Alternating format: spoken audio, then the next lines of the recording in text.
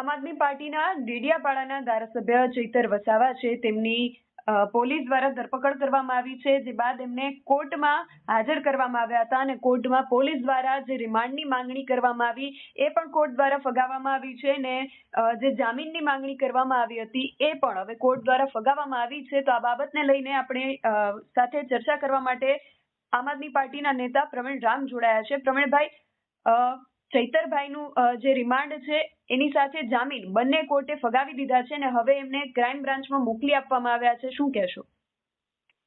ચૈતરભાઈના કિસ્સામાં જે કંઈ પણ ઘટનાઓ ઘટિત થઈ રહી છે એમની અંદર સંપૂર્ણ રીતે બીજેપી દ્વારા પ્રી પ્લાનિંગ આખી ઘટનાઓ છે।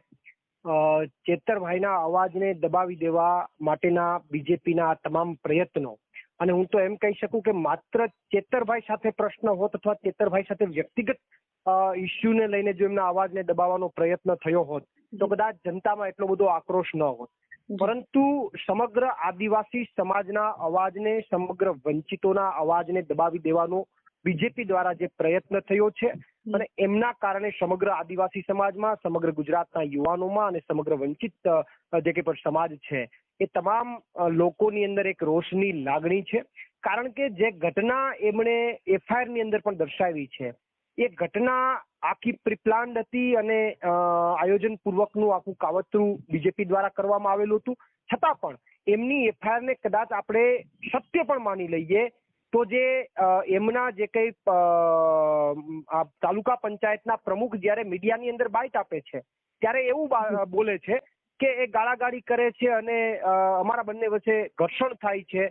મીડિયા એમને ક્રોશમાં એવું પૂછે છે કે ભાઈ તમને થપ્પડ મારી દેવાની વાત છે ત્યારે એવું કહે છે કે આ થપ્પડ મારવાની વાત એ સ્વીકારે છે, પણ ત્યારે બીજી કોઈ ઘટનાઓમાં એ પ્રકાશ પાડતા નથી।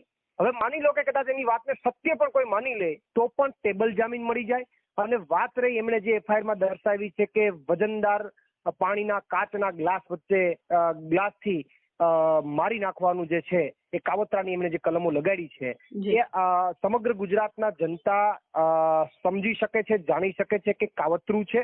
ચૈતરભાઈને કેટલા વધારે જેલમાં રાખી શકાય, કેટલા હેરાન કરી શકાય, એમના અવાજને કેટલો દબાવી શકાય, એના માટેનું આખું પ્રી પ્લાનિંગ કાવતરું બીજેપી દ્વારા કરવામાં આવ્યું છે। પરંતુ એ કાવતરાને ક્યારેય સફળ નહીં થવા દઈએ અને આમનો જવાબ આવનારા સમયની અંદર આદિવાસી સમાજમાં ખૂબ મોટા આક્રોશ સાથે એનો જવાબ મળશે। અને એ એવું માને છે, આમાં તો એવું થઈ ગયું છે, થઈ ગયું છે બીજેપીથી, પણ હવે અઘરું પડે છે, હવે પાછું પણ વળાય એમ નથી અને આગળ જવામાં પણ ડર છે। કારણ કે થઈ ગયું છે કે ગમે એમ કરીને અમને દબાવી દેવાશે, પણ હવે પરિસ્થિતિ જે ઊભી થઈ છે, હવે જે લોકોમાં આક્રોશ ઉભો થયો છે, 144 લગાડવાની ફરજ ઊભી થઈ છે, આ પરિસ્થિતિ જોતા હવે ડર લાગે છે કે પાછું પણ હટાય એમ નથી અને આગળ જવામાં પણ ડર છે। એટલે જેટલા પણ પથ્થર ફેંકશે ચૈતરભાઈ ઉપર, આમ આદમી પાર્ટી ઉપર, એટલી જ આમ આદમી પાર્ટી અને ચૈતરભાઈ ઉભરીને બહાર આવવાના છે અને જનતા એને સપોર્ટ કરવાની। અને પ્રવીણભાઈ, ફરિયાદ જે છે એ બંને પક્ષેથી થઈ છે કે માત્ર એક પક્ષથી જ ફરિયાદ નોંધાઈ છે? સૌથી પહેલી તો એ જ અસમાનતા વાળી વાત છે કે જ્યારે એક ધારાસભ્ય લેવલનો વ્યક્તિ પોતે ફરિયાદ કરવા જાય છે, એમની ફરિયાદ માત્ર ને માત્ર એક અરજીના સ્વરૂપમાં લઈ લેવામાં આવે, એમની FIR ન લેવામાં આવે અને એમને ત્યારે ને ત્યારે અટક કરી લેવામાં આવે અને એ અટક કયા આધાર ઉપર? કોઈ આધાર નતો। 6 વાગે તમે ફરિયાદ કરી છે અને તમે 12:30 1 વાગે તો અટક કરી લીધી છે, બપોરના ટાઈમે તો તમે અટક કરી છે। ફરિયાદ તમારી જે છે 6 વાગે નોંધાણી છે એટલે એમને અટક કરી લેવામાં આવે। સામા પક્ષે ધારાસભ્યએ જે અરજી આપી એના ઉપર કોઈ ફરિયાદ થતી નથી। હવે એ સાચું છે કે ખોટું છે પોલીસે થોડું નક્કી કરવાનું છે, ધારાસભ્યએ અરજી આપી છે તો FIR થવી જોઈએ, પછી એ તપાસનો વિષય છે। તો શું કામ પોલીસે જે બીજેપીના જે પણ નેતાઓની વિરુદ્ધમાં ફરિયાદ અરજી થઈ છે, ધારાસભ્યએ ફરિયાદ આપી, એમની શા માટે FIR ન થઈ? શા માટે માત્ર ને માત્ર અરજી રહી?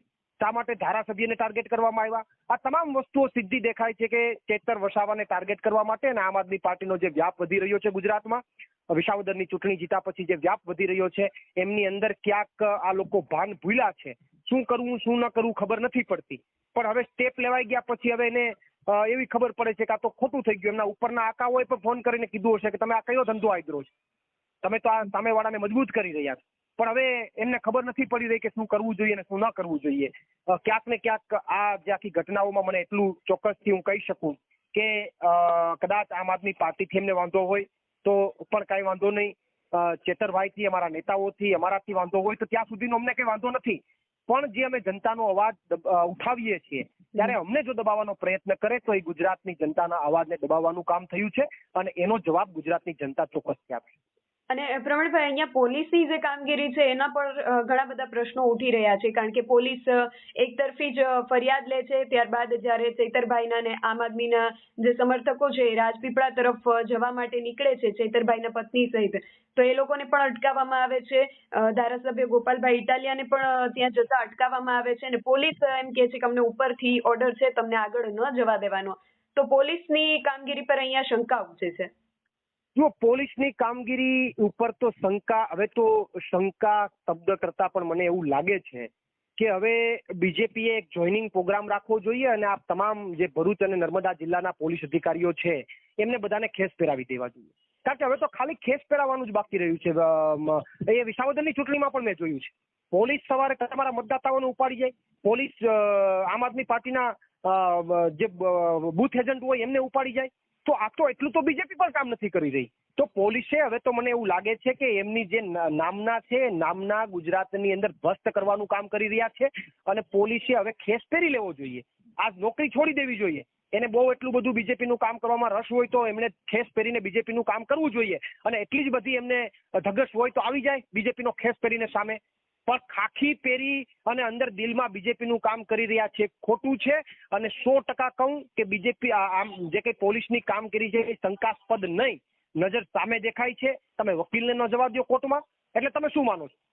તમે શું છો, રાવણ ખા છો કે વકીલને તમે કોર્ટમાં ન જવા દો? તમે શું, તમારી પાસે કઈ સત્તા છે કે તમે શું એફઆઈઆર કરીને ગમે તેને દબાવી શકો? ભૂલી જજો, એ દબાતા હશે. બાકી આમ આદમી પાર્ટીના કાર્યકર્તા અને લીડરો છે, અહીંયા કોઈનાથી દબાવવાના નથી. અને અહીંયા તો તમે સહેજ પણ કાયદાની વિરુદ્ધમાં જઈ અને કામ કરવાનો પ્રયત્ન કર્યો તો આજે નહીં તો આવતીકાલે એનો વ્યાજ સહિત તમને જવાબ મળવાનો છે. જી પ્રવીણભાઈ, હવે આગળ શું પગલાં લેવામાં આવે છે એ જોવું રહ્યું. આપ અમારી સાથે જોડાયા તે બદલ આપનો ખૂબ આભાર.